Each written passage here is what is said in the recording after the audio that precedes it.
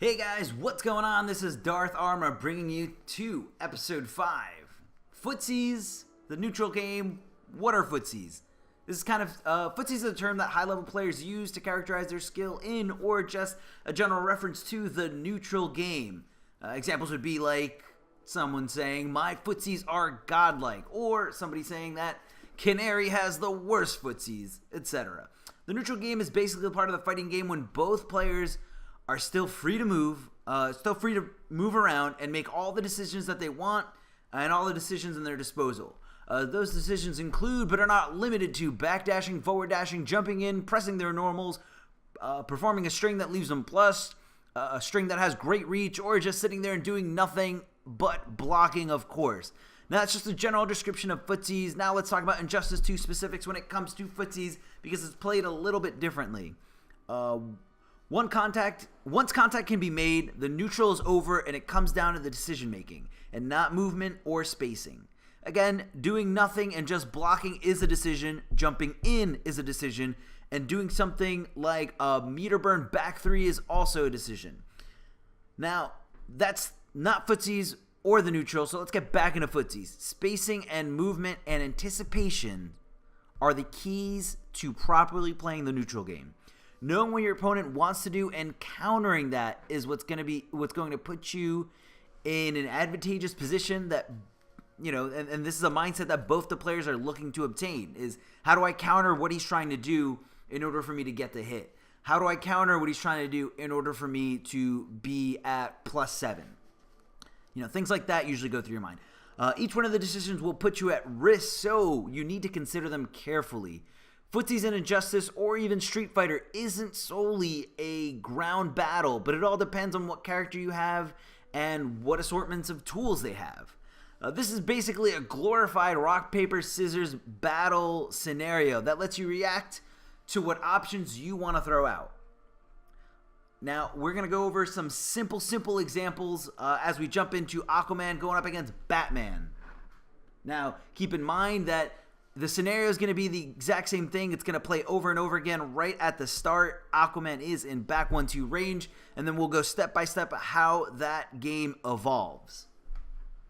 So we're just going to go into a few scenarios of how the neutral game works. It's all decision making, and this particular one is going to be based right around the perfect range where Aquaman can start his back 1-2 Trident Rush, and that just happens to be the center of the screen right at the reset position that you can do again by hitting your touch pad on your PlayStation 4 controller.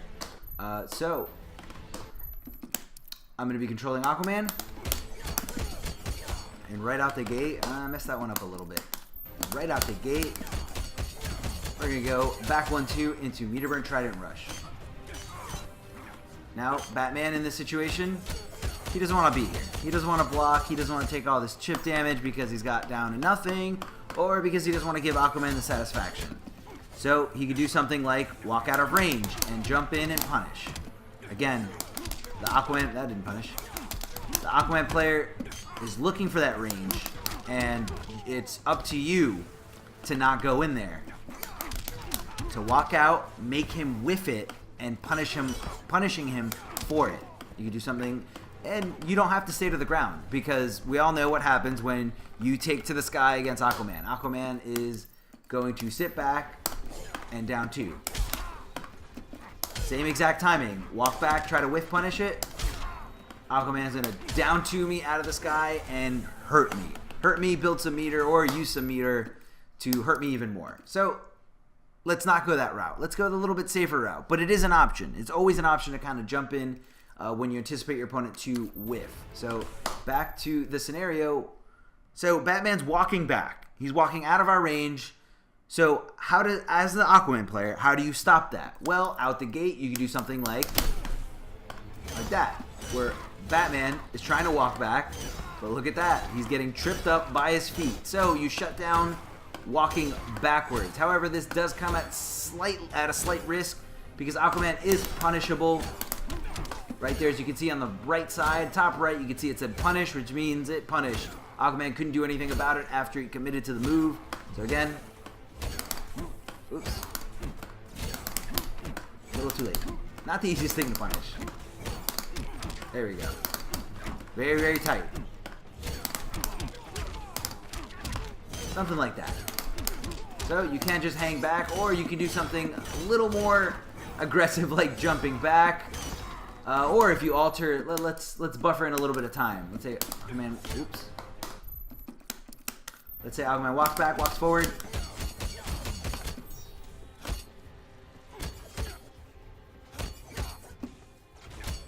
Let's say you just want nothing to do with the situation at all.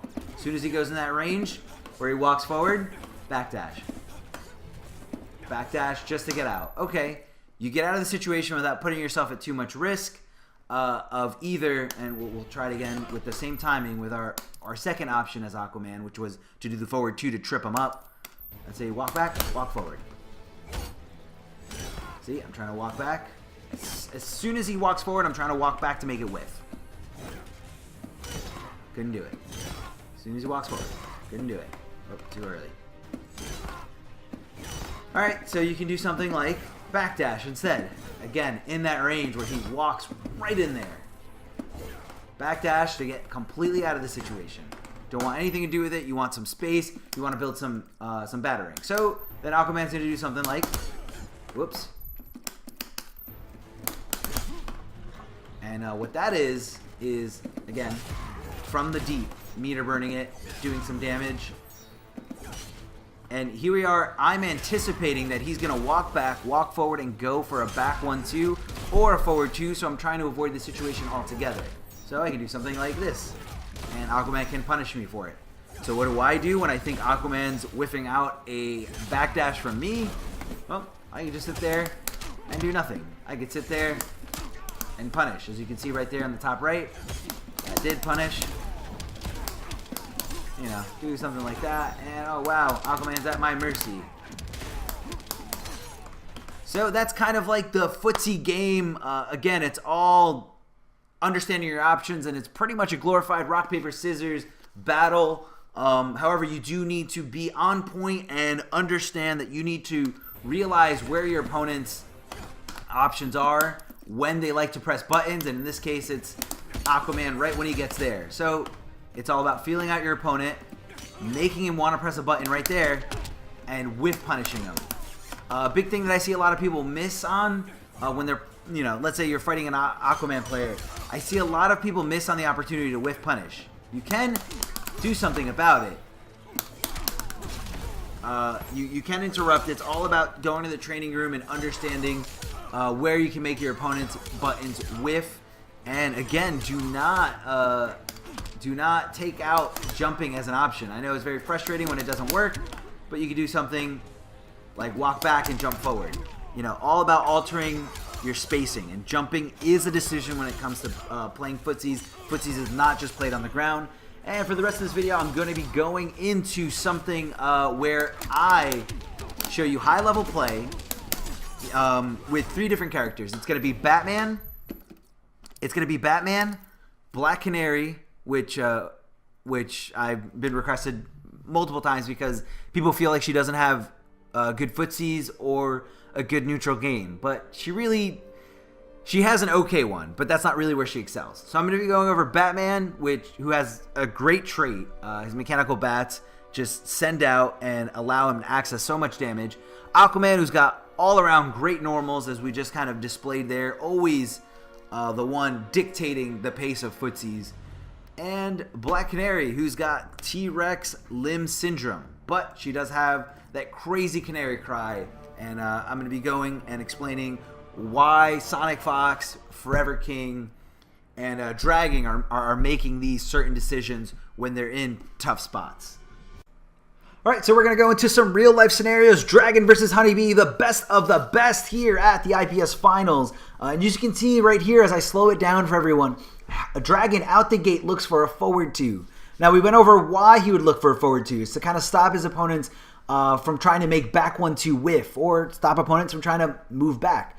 Right there, Dragon utilizing a jump perfectly there with his jump in 2 to get over dead shots, obstacles. And again, out the gate decision making is really what Aquaman players love to do. And out the gate, he did a back 2. Then kind of just reset the neutral situation, was very patient, and whiff punish HoneyBee perfectly there. All right, and again, you pay attention to those forward dashing, back 1-2, trident rush. That's your typical dragon scenario here, is what he usually goes for. And here he's going to go for it when it really counts. And, unfortunately, HoneyBee does lose that first bar. And Dragon going for the unsafe tentacle strike. Even though it's unsafe, sometimes you got to do it. And especially if you're going to put yourself in a great advantageous position there, like he did right there with HoneyBee. And HoneyBee, this is him catching on to Dragon forward dashing and looking for that back 1-2. And I slowed it down for you the second time there because it was a perfect punish in anticipation. All right, we're jumping into a whole new game, Nivak versus Forever King at the Last Chance Qualifier. Pay attention to Batman's mechanical bats. That's going to be his main footsie tool. Batman plays completely differently when he's got the bat activated and ready to go and when he's waiting for it to charge up, so pay attention to that. Here, Nivak perfectly punishes Batman's attempt to back 2-3 and buy himself some time with the full walk screen lasers. But doesn't matter, Forever King's got his mechanical bat out, so he's looking for something, puts himself at a very plus advantage there with the 1-2 into trait cancel, and then he sniffs out Nivak's backdash with a forward 3. Which is what a lot of high-level players do when they're at a huge negative frame advantage or frame disadvantage, is they like to backdash. They don't want anything to do with the situation, and Forever King knew that. Here, Forever King looking for some kind of input error, maybe some crazy read. However, he does understand that Nivak's air dash did keep him low enough so that he could punish him with the down 2 and that he wouldn't actually get anything going. Nivak showing again his full understanding of all his options with the back 2-3.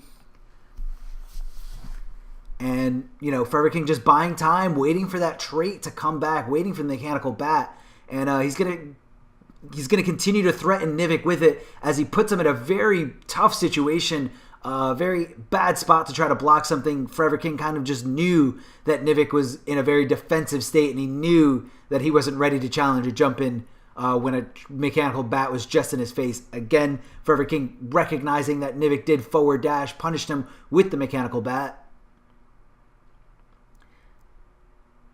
Forever King looking for something here, goes to the other side, and these are two examples of him perfectly whiff punishing with the release of the mechanical bat there. And I love this last situation here. It's a little unconventional, but I think it really utilizes the unique points of Injustice 2. Now, you have to be very, very aware of everything, even the background, and Forever King understood that Nivak was in a bad spot. Now we're going to another game. This is SonicFox going up against Theo at Defend the North. This is Black Canary, a character that a lot of people say has no footsies. Pay attention to, look at all that damage that SonicFox was willing to just let Theo have because he knew that he just has to wait for his trait to come back.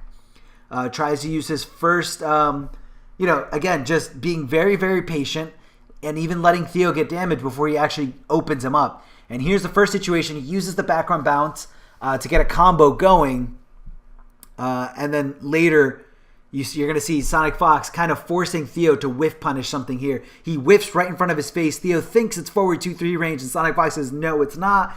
Gives him a scream and puts Theo all the way into the corner. And right when SonicFox thinks to himself, okay, Theo's not going to move, he goes for a canary drop and gets a round-winning combo. SonicFox is not afraid to challenge, especially when Theo's got no meter to make it hurt. He's going to challenge right here after the trait activation, and then SonicFox kind of just goes around these lasers and toys with Theo right at Superman punch range and just goes for a full combo right here, right after Theo has no ability to block. Then Theo looks for some kind of jump in out of desperation, and SonicFox gives him some scream because Theo backdashed because he wanted nothing to do with oh crap, I'm in this situation. Now here SonicFox, again, just playing the neutral with Theo, and then kind of senses that Theo's looking for a forward 2-3, gives him a backdash, and then perfectly whiff punishes. Now, those are all the examples. I did try to edit them as best as I could. Guys, thank you so much for watching. This has been episode 5. If you have any questions or comments or concerns, please leave them in the comment section below. And you guys can find me on Twitter at Darth Arma. Thank you so much.